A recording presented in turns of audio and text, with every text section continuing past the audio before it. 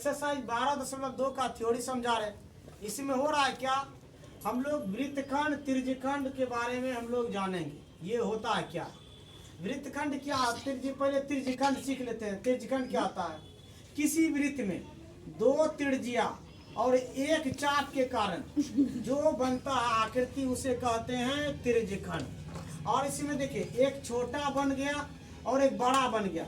छोटा वाले को बोलते हैं लघु त्रिज्यखंड, बड़ा वाले को बोलते हैं दीर्घ त्रिज्यखंड। दोनों के लिए सूत्र होता है, त्रिज्यखंड का क्षेत्रफल बराबर होता है थीटा बटा 360 गुना पाई आर स्क्वायर। इसके क्षेत्रफल से, इसके सूत्र से इसका लघु त्रिज्यखंड और दीर्घ त्रिज्यखंड दोनों का फॉर्मूला निकल जाएगा, दोनों का क्षेत्रफल निकल जाएगा।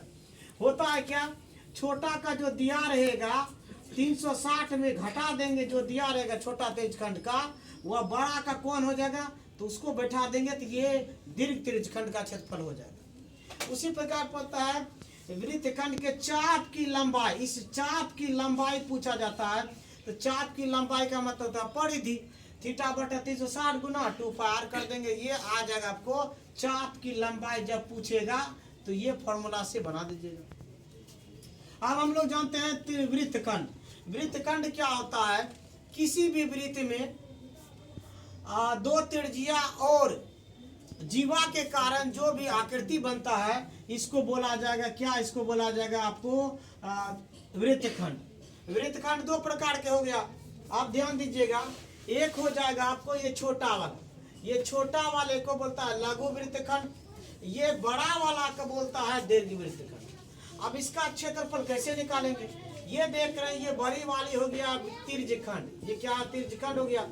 तो त्रिज्यखंड का क्षेत्रफल में घटाना है क्या, 1/2 आर स्क्वायर साइन थीटा।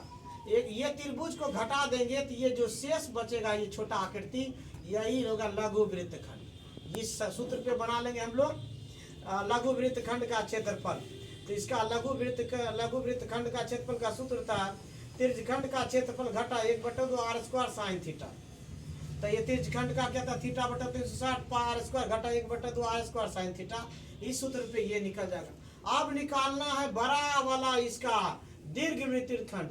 तो हम देखते हैं टोटल हो गया वृत्त, टोटल हो गया वृत्त का क्षेत्रफल, घटा देंगे इस त्रिज्यखंड को तो बच जाएगा शेष दीर्घ त्रिज्यखंड। तो वही किए, घटा दिए दीर्घ त्रिज्यखंड, तो ये आपको निकल जाएगा दीर्घ त्रिज्यखंड का क्षेत्रफल। समझ में आ गए सबको, कोई दिक्कत? इसी चारों सूत्र पे ये सभी सवाल बनने वाले हैं। आप बेहतरीन है कि इस सूत्र को याद रखेंगे चारों, और 12.2 का जितने भी सवाल है सब इसी पे बनेंगे।